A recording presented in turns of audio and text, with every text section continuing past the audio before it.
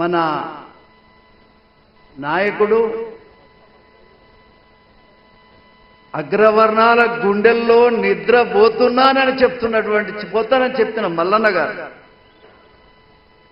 చప్పట్లు మెల్లగా సంతాప సభ అనేది ఏమన్నా ఏం పిల్లలే మీరు అంతా యువకులు చేతగాని పొరగాని అందుకు కాబట్టే పెత్తందారులను మన నెత్తి మీద ఎక్కి ఊరేగుతున్నారు. మనమేమో ఎల్లెలకల వాడుతున్నామా మనము ఏమో అందరు కలిసి ఉత్సవోత్సవ కొట్టుకపోయేటటువంటి మనుషులకి ఇవాళ జరుగుతున్న పరిస్థితి ఏమిటి ఏంటి అసలు నేను చూస్తా ఉన్నా మిమ్మల్ని అందరినీ కూడా. మల్లన్నకున్నటువంటి ఆవేశం మరి దాన్ని తోడు చేసుకొని ముందుకు పోవాల్సిన అవసరం ఉందా లేదా? సబ్రియమే ఉందా లేదా? సోదరులారా, శబాసురా లింగ అంటే నొగ మీద వేసుకొని సచ్చే జాతి మనది. బడుగు బలహీన వర్గాలని ఉపయోగించుకొని రాజ్యాధికారం చేస్తేనే కదా వాళ్ళు ఇట్లిస్తున్నారు, మనం ఇట్లా పుచ్చుకుంటున్నాం. ఇంకా మనం ఏడున్నామే అంటే రేషన్ కార్డు ఇస్తావా, బర్రిస్తావా, గొర్రిస్తావా, ఇంకేమన్నా ఇస్తావా, అడుక్కునే కానే ఉన్నాం. బిచ్చగాళ్ళలాగా బతుకుతున్నాం తప్ప ఈ దేశంలో ఇవ్వగలిగిన వాళ్ళ మనమయ్య. అంబేద్కర్ ఇచ్చినటువంటి ఓటు నిన్న మొన్నటి దాకా కేసీఆర్ ఉండే, ఇవాళ రేవంత్ రెడ్డి ఉన్నాడు, రేపు మల్లన్న కావచ్చు.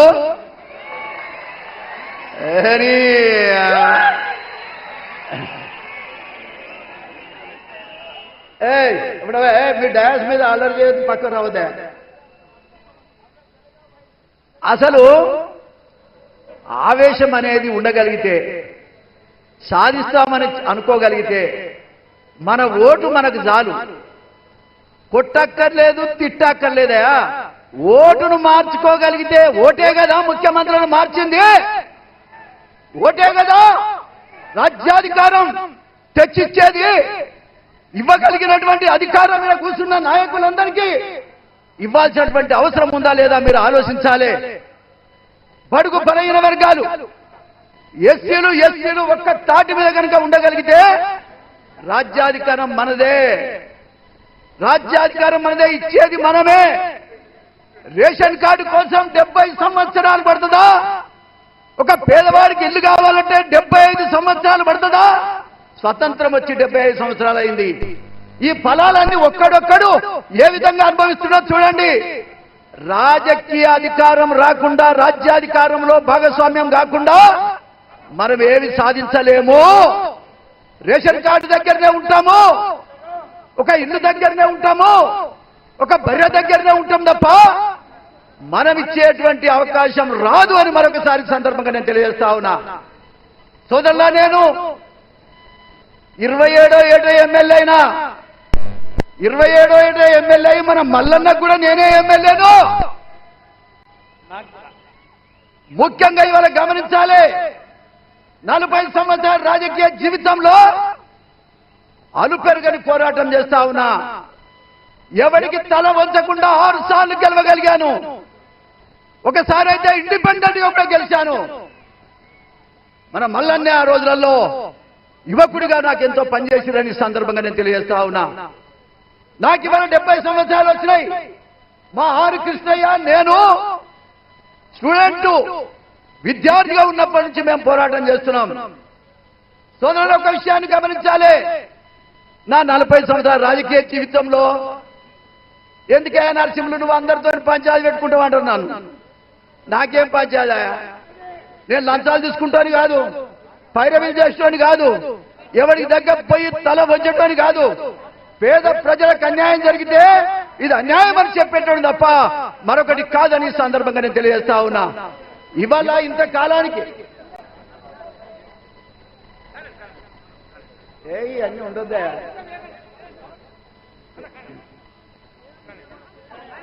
మంచి మూమెంట్ వస్తుంటే మీరు ఇట్లా చేస్తారు. ఇది ఏందా?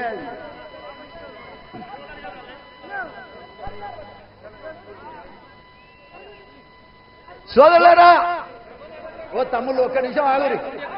ఇది ఓట్ల దగ్గర చూపిస్తున్న మీరు ఇవన్నీ ప్రతాపాలన్నీ కూడా. సోదరులారా, ఏది ఏమైనా ఒక విషయాన్ని సందర్భంగా నేను తెలియజేస్తా ఉన్నా, అంబేద్కర్ ఇచ్చినటువంటి అవకాశం వాడుకోవాలి, అది ఓటు హక్కు అని కూడా ఈ సందర్భంగా నేను తెలియజేస్తా ఉన్నా. ఎవడప్ప సమ్మయ్య ఇవాళ ఒక్క ఇంట్లో ఒక్క ఇంట్లో ఇద్దరిద్దరు ఎమ్మెల్యేలు ఓసార్లు మా జిల్లాలో నల్లగొండ జిల్లాలో 12 సీట్లుంటే రాజ్యాంగపరంగా వచ్చినటువంటి ఎస్సీలు 3 సీట్లు పోతే ఒకే ఒక్క ఎమ్మెల్యే బీసీ ఎమ్మెల్యే, అది కూడా ఆలేరు ఎమ్మెల్యే. మీరు అర్థం చేసుకోవాలి, మిగతా 9 ఎవరికి పోయినాయి అంటే ఒకే కులానికి పోయినాయి. నాయన సప్పుడు చేయరేమే, ఒక్క కులానికే వీళ్ళు సేవ చేసేవాళ్ళ, ఏమన్నా ఉద్ధరించేటోళ్ళ, ఇంట్లోకి రానియనోళ్ళు, పని చేయించుకొని కనీసం కూలి కూడా సక్రమంగా ఇయ్యనోళ్ళు వీళ్ళు ప్రజల గురించి మాట్లాడుతా ఉన్నారు. అదే ఇవాళ బడుగు బలహీన వర్గాలకు బీసీలకు ఒక్క సీటా 12 సీట్ల మీ అబ్బా జాగిరని మొత్తంగా మీరే పోటీ చేస్తారా? మీ అబ్బా జాగిరా అని నేను అడుగుతున్నా. అబ్బా జాగిరా, వాళ్ళ అబ్బా జాగిరానే 12కు 12 వాళ్ళకే కావాలని కోరుతున్నారు. ఈ రిజర్వేషన్ లేకపోతే ఎస్సీలు అన్యాయాలు పోటీ చేస్తారు. మీరు అర్థం చేసుకోవాలి, పౌరుషమున్న తమ్ముళ్ళ కన్నలకు మనకు రాజకీయ పార్టీలు కాదు, మన జాతి ముఖ్యమైనది ఆలోచించాలని సందర్భంగా తెలియజేస్తా ఉన్నా. అరే బాబు, 119 ఎమ్మెల్యేలుంటే 43 మంది ఒకే కులము, అది రెడ్ల కులం.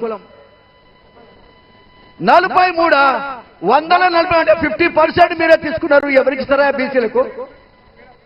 ఏ కులానికి మీరు ఇవ్వగలుగుతారు? రాజ్యాధికారం మీ చేతుల్లోనే ఉంటుంది, ఎమ్మెల్యేలు మీ చేతుల్లోనే ఉంటారు, ఎంపీలు మీ చేతుల్లో ఉంటారు. 80 లక్షలు ఉన్నటువంటి మాదిగలకి ఒక్క సీటు కూడా పార్లమెంట్ ఇవ్వనటువంటి ఘనత కూడా ఈ రాష్ట్రంలో ఉందని ఈ సందర్భంగా నేను తెలియజేస్తా ఉన్నా. ఇది అన్యాయం కాదా అని నేను ఈ సందర్భంగా నేను తెలియజేస్తా ఉన్నా. ఇవాళ బడుగు బలహీన వర్గాలు, దళిత వర్గాలు మొత్తంగా ఏకం కావాల్సినటువంటి అవసరం ఉంది. రాజ్యాధికారంలో భాగస్వామ్యం కొట్లాడి తీసుకోవాల్సిన అవసరం ఉందని ఈ సందర్భంగా తెలియజేస్తా ఉన్నా. సోదరుల, ఏది ఏమైనా ఈ వేదిక మీద ఉన్న చాలా మంది పెద్దలు మాట్లాడి ఉన్నది, చాలా ఆవేశం ఉన్నది, చాలా బాధ ఉన్నది. మార్పును చూడాలని నేను కోరుకుంటున్నా. మార్పు రావాలి అని చెప్తున్నా ఈ సందర్భం. మార్పు రావాలి. మీరందరూ కూడా ఒక మాట చెప్పాలి, ఓట్లు మనయే. సీట్ల మీద మన చిరంజీవులు గారు చెప్పారు, గట్టిగా చెప్పాలి, ఓట్లు మనయే. చేతులు ఏమైనా అయినా చేతుల చేతులకు ఏమైనా అయినా? ఎవడన్నా పటేల్ వాడు చెప్తే ఇట్లా లేపుతారు. ఓట్లు మనయే. ఉదయించే సూర్యుడు ఎవరు? మల్లన్న. ఉదయించే సూర్యుడు, అరే నీ దుంపల దగ్గర లేబడి గట్టిగా లేబడే. ఉదయించే సూర్యుడు రాబోయే కాలం బీసీల కాలం, ఎస్సీల కాలం, ఎస్టీల కాలం, రాబోయే కాలం. చాలా సంతోషం. ఇలా ఒక్క మంచి మాట విన్నా సరే, దాంట్లో కూడా తప్పు జరిగినాయి. బీసీల కులగణనలో మరి 69% మెడ్రాస్లో వస్తే ఇక్కడ మాత్రం 42%కే ఇచ్చారు. కాబట్టి దీని విషయం కూడా సరి చేసుకోవాలి. కులగణన కనీసం జరిపించినందుకు రేవంత్ రెడ్డి గారు కూడా ఈ సందర్భంగా నేను ధన్యవాదాలు తెలియజేస్తా ఉన్నా. చాలా సంతోషం. ఆ కులగణన విషయంలో తప్పులు జరిగినాయి బీసీ నాయకులంతా చెప్తున్నారు కాబట్టి దాన్ని సరి చేయాల్సిన అవసరం ఉంది. అదే కదా ఎస్సీ వర్గీకరణ విషయంలో కూడా ఈ అసెంబ్లీలోనే బిల్లు పెట్టి పాస్ చేస్తామంటున్నారు. దానికి కూడా ముఖ్యమంత్రి గారికి మేము ధన్యవాదాలు తెలియజేస్తా ఉన్నాం. కానీ ఒక్క మాట ఈ సందర్భంగా తెలియజేస్తా ఉన్నా, రాబోయే కాలంలో ఎస్సీ ఎస్టీ బీసీలు ఎవడు అన్యాయం చేసినా ఊరుకునేది లేదు. ఒక సందర్భంలో నాకు టికెట్ రాకపోతే నా ఆలేరు ప్రజలు ఇండిపెండెంట్ గా కూడా గెలిపించారు 89లో. మీరు అర్థం చేసుకోవాలి. ఇవాళ ఇక్కడ ఉన్నటువంటి బీసీ నాయకులు అందరినీ కూడా రాబోయే కాలంలో మనం ఎమ్మెల్యేలుగా చూడాలి, ఎంపీలుగా చూడాలి. అది కాదయా 134 కులాలు ఉన్న వాళ్ళకేమో ఓ సార్లు 134 కులాన్ని మా బీసీలు, వాళ్ళకేమో 19 మంది ఎమ్మెల్యేలా. అరే సిగ్గనిపిస్తుందా మీకు? సిగ్గనిపిస్తుందా అని అడుగుతున్నా. పరిపాలన చేసేవాళ్ళు అన్ని చూసుకోవాలి. సామాజిక న్యాయం చేయనోడు పరిపాలనకు అర్హుడు కాదు. న్యాయం చేయనోడు అర్హుడు కాదు పరిపాలనకి. ఇది అర్థం చేసుకోవాల్సిన అవసరం ఉందని ఈ సందర్భంగా నేను తెలియజేస్తూ, చాలా ఆలస్యం అయింది. రాబోయే కాలంలో నేను మల్లన్నకు ఒకటే చెప్తున్నా, అడుగు ముందుకేసినావు, వెనక్కి తీయాల్సిన అవసరం లేదు. ఈ జనమంతా నీ జనమే. ఎస్సీ ఎస్టీ బడుగు బలహీన వర్గం అంతా ఏకం కావాలి. రాజ్యాధికారంలో భాగస్వామ్యం సంపాదించాల్సినటువంటి అవసరం ఉంది. పరిపాలన చేయాల్సిన అవసరం ఉందని ఈ సందర్భంగా నేను తెలియజేస్తూ, ఆర్ కృష్ణయ్య గారు ఎంపీగా ఉన్నారు. అయ్యా నాయన, నువ్వు ఇప్పుడు కేంద్ర ప్రభుత్వంలో ఉన్న ఎంపీవి కదా, కనీసం బీసీలకు ఒక శాఖ, బీసీ శాఖ కూడా ఉండేటట్టుగా మీరు ప్రధానమంత్రి గారిని కలిసి మరి సాధించవలసిందిగా ఈ సందర్భంగా తెలియజేస్తున్నా. కృష్ణయ్య గారు కూడా అలుపెరగని పోరాటం, బీసీ పోరాటం, ముఖ్యంగా విద్యా ఉద్యోగాల్లో కోసం ఎన్నో రోజులుగా ప్రయత్నం చేస్తా ఉన్నాడు. అదేవిధంగా మందకృష్ణ మాదిగ నాయకత్వంలో జరుగుతున్నటువంటి ఈనాడు 1,00,000 డప్పులు 1000 గొంతుల నినాదం ఈ రాష్ట్రంలో మారుమోగుతా ఉన్నది. దయచేసి మీరు అందరూ కూడా 7వ తారీఖు నాడు మీ సపోర్ట్, మీ సహకారం ఉండాలి. అందరు రావాలి. అందరం కలిస్తేనే పోరాటం ఇంకా ముందుకు సాగుతుంది. రాజ్యాధికారం కావాలంటే ఎస్సీ ఎస్టీ బీసీలు సప్పుడు ఏరేమా ఏకం కావాలి, ఏకం కావాలి. నేను ఎందుకు వచ్చినా ఇడికి? నేను ఎందుకు వచ్చినా? దళితుల పక్షాన మీకు మద్దతుగా వచ్చినా, మీరు మాకు మద్దతు చేయాలి.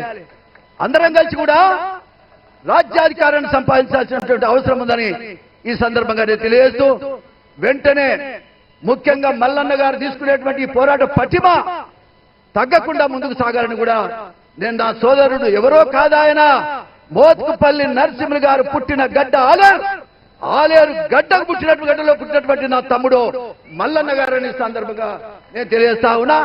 దళితులమంతా నీ ఎంబడి ఉంటాం, బలహీన వర్గాలంతా నీ ఎంబడి ఉంటారు. ఎవ్వడు మాట్లాడలేదా ఇప్పటిదాకా? ఎవ్వడు ఏ లీడర్ కూడా ఉండరాదని దండం పెడతా,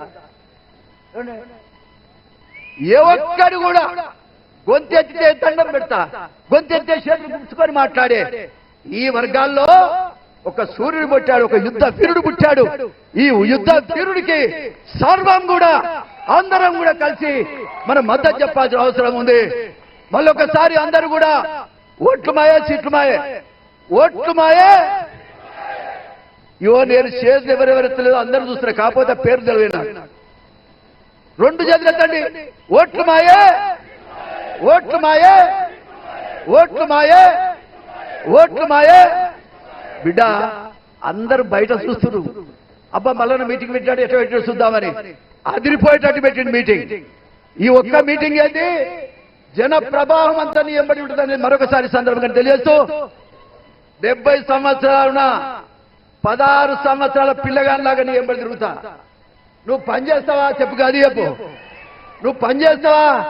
ఈ వర్గాలన్నీ ఏకం చేసేటువంటి అవకాశం ఈనాడు వచ్చిందని నేను అనుకుంటున్నా.